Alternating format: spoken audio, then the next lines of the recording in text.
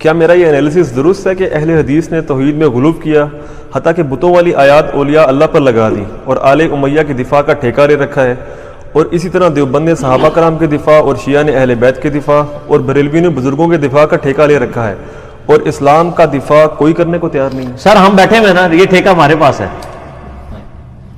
صحیح مسلم میں حدیث ہے، نبی علیہ السلام نے فرمایا کہ برائی دیکھو ہو سکے تو اپنے ہاتھ سے روکو، ہاتھ سے نہیں روک سکتے تو زبان سے روکو، اگر زبان سے نہیں روک سکتے کم از کم دل میں برا جانو، لیکن کہا ذالک اضعف الایمان، یہ ایمان کا سب سے کم ترین درجہ ہے، اس کے بعد تو ایمان بالکل نہیں ہے۔ تو الحمدللہ ہم اپنی زبان سے روک رہے ہیں۔ ہاتھ سے روکنا حکومت وقت کا کام ہے، جن کے پاس پاور ہے، جن کے پاس عدلیہ ہے، جن کے پاس فوج اور پولیس کے ادارے ہیں۔ ہم اپنی زبان سے جہاد کرتے ہیں اور لوگوں کو بتاتے ہیں کہ سچ بات یہ ہے۔ باقی یہ کہہ رہے ہیں کہ جو ٹھیکے لیے ہوئے ہیں، باقی ٹھیکے کا لفظ کسی حد تک درست ہے، یہ ٹھیکے ہی ہیں ان کے، ادروائز جن چیزوں کے انہوں نے ٹھیکے بھی لیے ہوئے نا اس میں بھی یہ زیادتی کر رہے ہوتے ہیں۔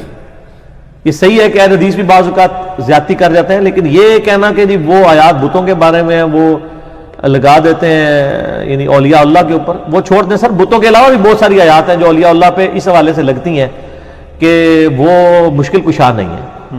یعنی سورۃ المائدہ اگر آپ کھول کے دیکھیں آیت نمبر 72 میں، تو یہ کہ توحید کے اوپر تو میں صبر نہیں کر سکتا، توحید کے اوپر اگر کوئی بلیم کرے گا اس میں تو ہم نہیں صبر کرتے، سیدھی سی بات ہے۔ اعوذ باللہ من الشیطان الرجیم، بسم اللہ الرحمن الرحیم، آیت نمبر 75 ہے، مل مسیح ابن مریم الا رسول، عیسیٰ ابن مریم تو نہیں مگر ایک رسول ہی، قد خلت من قبلہ رسول، ان سے پہلے بھی رسول گزرے ہیں، وامہ صدیقہ، ان کی ماں ایک راست باز عورت تھی، کان یاکلان الطعام، یہ دونوں ماں بیٹا کھانا کھایا کرتے تھے۔ عیسیٰ اور ان کی ماں کھانے کے محتاج تھے۔ یہ بتوں کے بارے میں تو آیت نہیں ہے، یہ تو زندہ لوگوں کے بارے میں۔ انظر کیف نبین لہم الآیات، ذرا دیکھو تو صحیح ہم اپنی آیات کس طرح کھول کھول کر بیان کرتے ہیں۔ ثم انظر انا یؤفکون، پھر ان کی طرف دیکھو یہ کہاں پھیرے جاتے ہیں۔ قل اتعبدون من دون اللہ، اے نبی علیہ السلام فرما دیجئے تم اللہ کو چھوڑ کر عیسیٰ اور ان کی ماں، ان کو من دون اللہ، یہاں من دون اللہ بت کو نہیں سر، عیسیٰ اور ان کی ماں کو کہا گیا، ان کی عبادت کرتے ہو، ما لا یملک لکم ضرا ولا نفعا، جو نہ تمہارے نقصان کے مالک ہیں نہ نفع کے۔ یہ کہتے ہیں نہیں ہم بزرگوں کی عبادت تو نہیں کرتے، ہم تو صرف مدد کے لیے پکارتے ہیں۔ اللہ نے ذکر عبادت کر کہا کہ وہ نفع نقصان کے مالک بھی نہیں ہے، اس کا مطلب جو نفع نقصان کا مالک نہ ہو نہ اس کی عبادت ہو سکتی ہے نہ اس کو پکار سکتے ہیں مدد کے لیے، کیونکہ ایاک نعبد و ایاک نستعین واللہ هو السمیع العلیم، اللہ ہی ہے جو سننے والا ہے، علم والا ہے۔ تو وہ قرآن کی آیات جسے فٹ اسے گفٹ، میں نے مسئلہ 154 ریکارڈ کرایا ان کے اس دھوکے کے اوپر، جی یہ تو بتوں کے بارے میں آیات، یہ تو فلانے کے بارے میں آیات، بھئی جسے فٹ ہوں گی آیات وہ گفٹ کر دیں گے۔ کیا بریلوی حضرات جو آیات پڑھ رہے ہوتے ہیں وہ کافروں کے بارے میں نہیں ہوتی؟ یہ جو آیت ہے قل ان کنتم تحبون اللہ فاتبعونی یحببکم اللہ، جو ہر میلاد کے جلسے میں پڑھی جاتی ہے، یہ تو یہودیوں کے بارے میں۔ اے نبی سے فرماؤ اگر تم اللہ سے محبت کے دعوے دار ہو پھر میری اتباع کرو، پھر اللہ بھی تم سے محبت کرے گا۔ تو سر یہ تو آپ اپنی عوام کو سنا رہے ہوتے ہیں، وہاں کوئی کھڑے ہو جائے یہ تو وہ یہودیوں کے بارے میں، تو آپ کیا کہیں گے؟ او یار آیت جس کے بھی مرضی بارے میں ہے، آیت تو یونیورسل ہے، جسے فٹ اسے گفٹ۔ اگر آپ بابے کو مدد کے لیے پکاریں گے یا کسی بت کو مدد کے لیے پکاریں گے، ایاک نستعین کی دونوں صورت میں وائلیشن ہے۔ کوئی عطائی خدا بھی ہوتا ہے، ذاتی خدا ہی ہے نا، لیکن مدد میں کہتے ہیں عطائی ہوتی ہے، حالانکہ ایک ہی آیت میں ایاک نعبد و ایاک نستعین، اہل عبادت بھی تری کرتے ہیں، مدد بھی تو سے مانگتے ہیں۔ بال مسئلہ نمبر 3 ہے میرا، دعا صرف اللہ ہی سے، اس میں جتنے انہوں نے دھوکے دیے ہوئے ہیں اس کے حال میں، اور مسئلہ 43 ہے وسیلہ اور توسل کے صحیح احکام مسائل، اور ایک ہے مسئلہ نمبر 154 جس کا ٹاپک یہ ہے کہ جو آیات قرآن کی کافروں کے بارے میں ہے، بتوں کے بارے میں ہے، یہ سارے وہ دھوکہ، اور عبداللہ بن عمر کی ایک روایت پیش کرتے ہیں، انہوں نے بتوں کا ذکر نہیں کیا، صحیح بخاری میں ہے کہ جو خوارج تھے وہ کافروں کے بارے میں جو آیات نازل ہوئی تھی وہ صحابہ پہ لگا کے ان کی تکفیر کرتے تھے، بتوں کا ذکر ہی نہیں ہے، انہوں نے خود سے بت لگا لیے بیچ میں اپنے بابے بچانے کے لیے، وہ تو بات ہی کچھ اور ہے۔ مسئلہ 154 میں ریکارڈڈ موجود ہے۔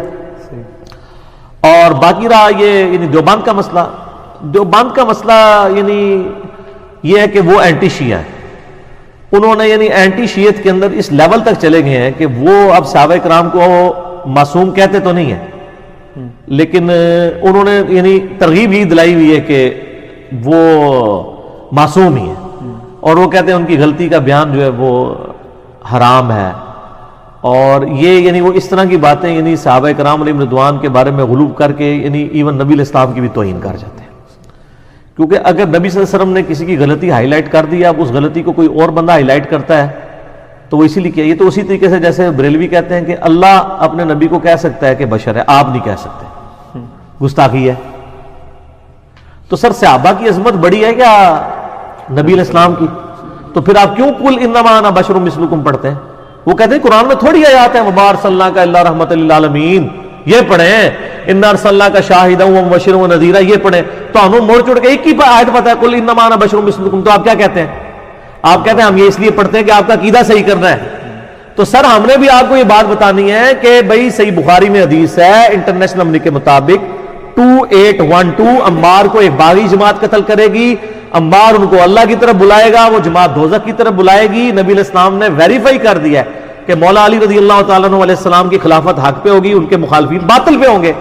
یہ خبر تو ہمارے نبی علیہ السلام نے ہمیں دی ہے. اب نبی علیہ السلام کی خبر ہم بیان کرتے ہیں, آپ کہتے ہیں یہ حرام ہے, صحابہ کی توہین ہو رہی ہے. تو یہ توہین پھر کون کر کے گیا؟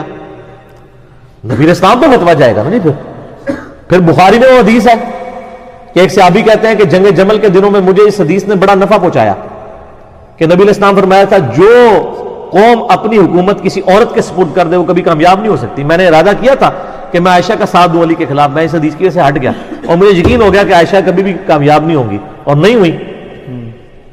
ٹھیک ہے, تو یہ نبی علیہ السلام نے جو حدیث تھی کس طرح صحابہ فٹ کرتے تھے, اس کو تو کسی نے نہیں جناب دیوبند مدرسے سے فتویٰ نکالا کہ صحابی صاحب ایک ایڑی حدیث فٹ کر رہے ہو کہ ہوتے صحابہ کے لیے بارے جو احادیث ہیں. تو یہ اس طریقے سے نہیں ہے معاملات جن کو لے کے چلتے ہیں. باقی رہ گیا اہل حدیث. اہل حدیث کا تو مسئلہ ہی کچھ اور ہے نا.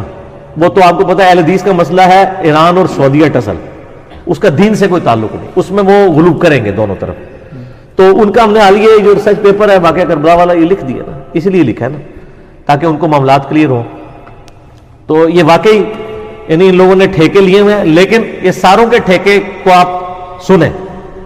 یہ نہیں ہے کہ اب وہ ٹھیکہ لیا تو وہ غلط بات ہی کرے گا, جو صحیح بات ہے وہ لے لیں, جو غلط بات ہے وہ چھوڑ دیں.